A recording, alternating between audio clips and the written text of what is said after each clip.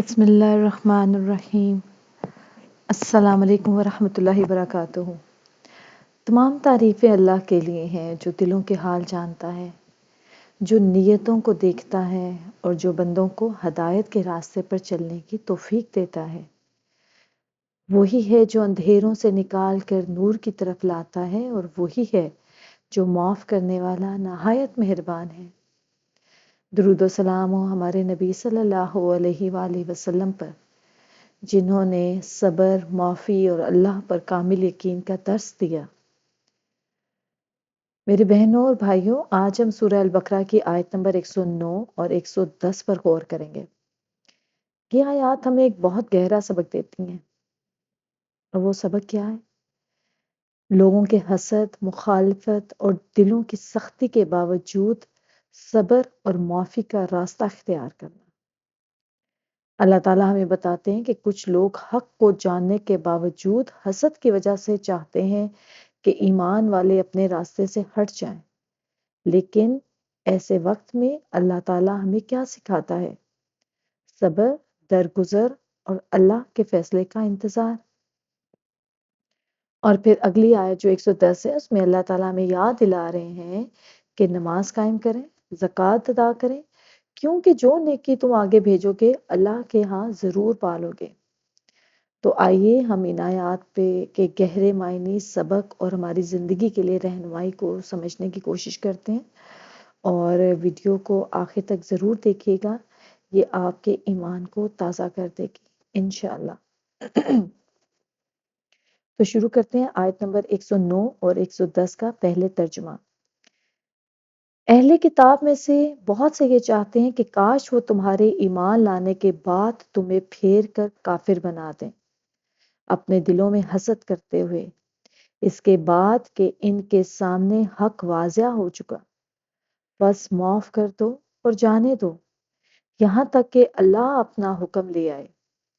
بے شک اللہ ہر چیز پر خوب قادر ہے۔ اور تم نماز قائم کرو اور زکوٰۃ دو، اور اپنے لیے جو بھی بھلائی آگے بھیجو گے اسے اللہ کے ہاں پاؤ گے۔ بے شک تم جو عمل کرتے ہو اللہ اسے خوب دیکھنے والا ہے۔ اب یہاں پر اللہ تعالیٰ جو اہل ایمان بندوں کو اہل کتاب میں سے کفار کے راستے پر چلنے سے منع فرما رہے ہیں کہ یہ اپنے ظاہر اور باطن میں ان کے لیے کس قدر شدید دشمنی اور کس قدر شدید حسد رکھتے ہیں، حالانکہ انہیں مسلمانوں اور ان کے نبی کی فضیلت کے بارے میں بھی خوب علم ہے، لیکن اس کے باوجود اللہ تعالیٰ نے اپنے اہل ایمان بندوں کو حکم دیا کہ وہ عفو و درگزر سے کام لیں، حتیٰ کہ اللہ تعالیٰ انہیں نصرت اور فتح سے سرفراز فرمایا دے گا۔ نیز اللہ تعالیٰ نے اپنے مومن بندوں کو نماز قائم کرنے اور زکوٰۃ ادا کرنے کا حکم دیا اور اس کی خوب ترغیب بھی دی ہے۔ اب یہ کس چیز کا انکار کرتے تھے؟ ٹھیک ہے، اب دیکھیں جو ہم پہلے بھی آیات میں پڑھ چکے ہیں کہ تورات میں اور جتنی جو پہلی قرآن پاک سے اللہ تعالیٰ کی جو بھی آسمانی کتابیں تھیں، ان میں اللہ تعالیٰ نے کلیئر بالکل واضح طور پہ بتا دیا تھا کہ ایک آخری نبی آئے گا، اور ان کا نام بھی بتا دیا تھا کہ جس کا نام احمد ہوگا، اور اس کے اوپر آپ نے ایمان لانا ہے۔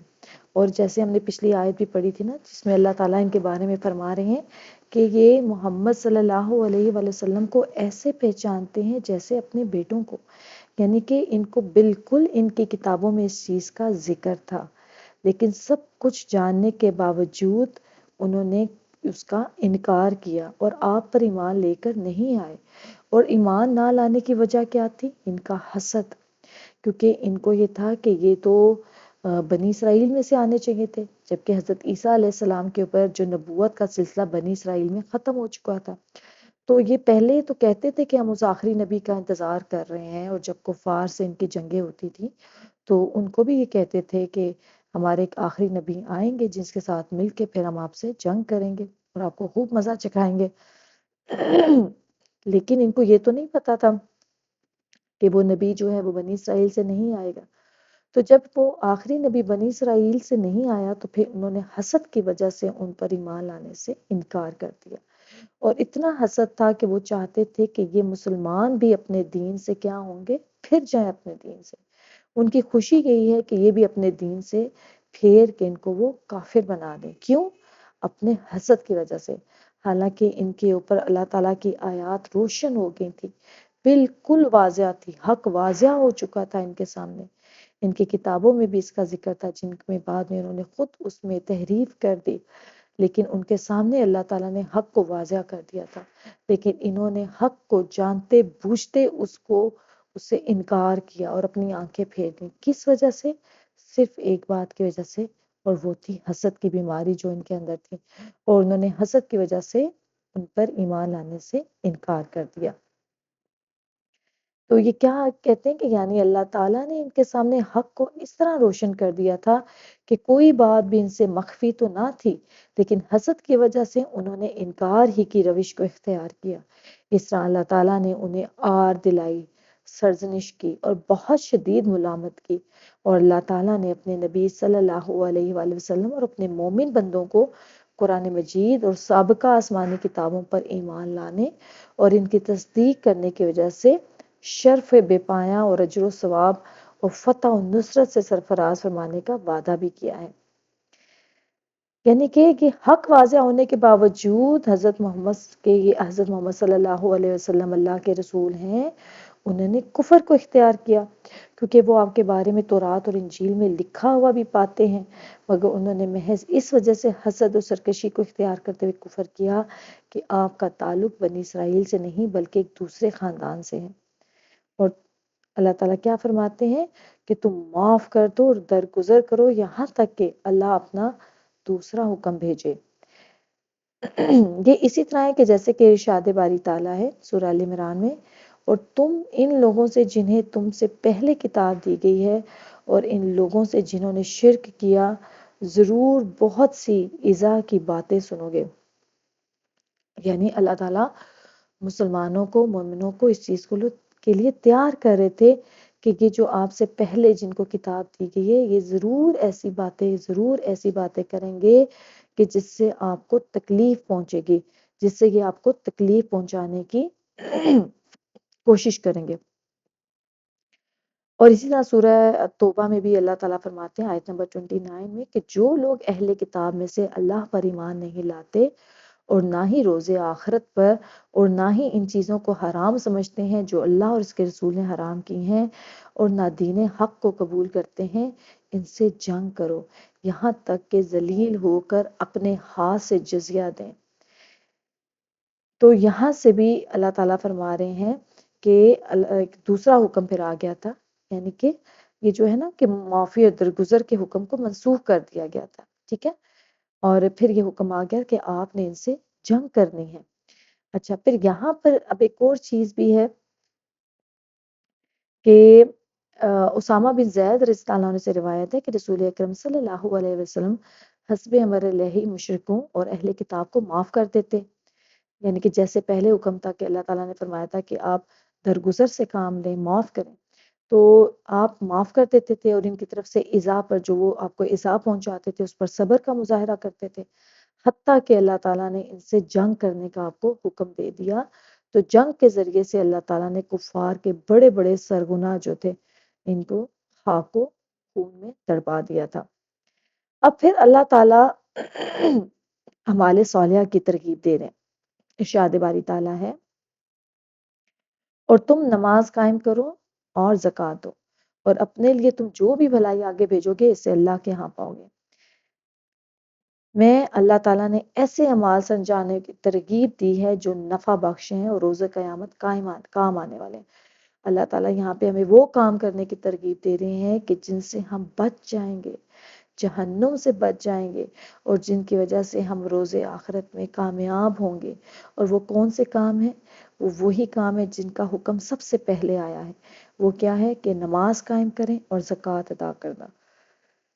اور انہی اعمال کے بجا لانے میں دنیا اور آخرت کی کامیابی اور کامرانی کا راز چھپا ہوا ہے، جبکہ آخرت میں ظالموں کو ان کی معذرت کچھ فائدہ نہ دے گی اور ان کے لیے لعنت اور برا گھر ہے۔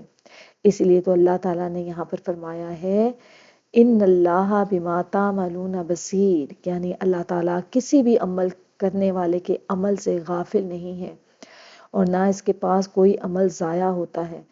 وہ ہر شخص کو اس کے اچھے یا برے اعمال کے مطابق اس کا بدلہ ضرور عطا فرمائے گا۔ یعنی کہ اگر آپ یہ سوچتے ہیں نا کہ آپ کوئی چھوٹی سی بھی نیکی کر رہے ہیں تو پتہ نہیں اللہ تعالیٰ کو پتہ ہوگا یا نہیں، یا کیا اس چھوٹی سی نیکی کا مجھے فائدہ ہوگا یا نہیں، تو یہاں پر اللہ تعالیٰ ان آیات میں واضح کر رہے ہیں کہ جو کچھ بھی تم بھلائی کا کام آگے بھیجو گے تو اس کا اجر ضرور تم اللہ کے ہاں پالو گے۔ تو میرے بہنوں اور بھائیوں، ہم نے کسی بھی کام کو چھوٹا نہیں سمجھنا ہے، کسی بھی نیکی کو چھوٹا نہیں سمجھنا ہے، اور ہم نے اس چیز پہ مکمل ایمان رکھنا ہے کہ ہمارا رب ہمیں دیکھ رہا ہے اور وہ ضرور ہمیں اس کا اجر دے گا۔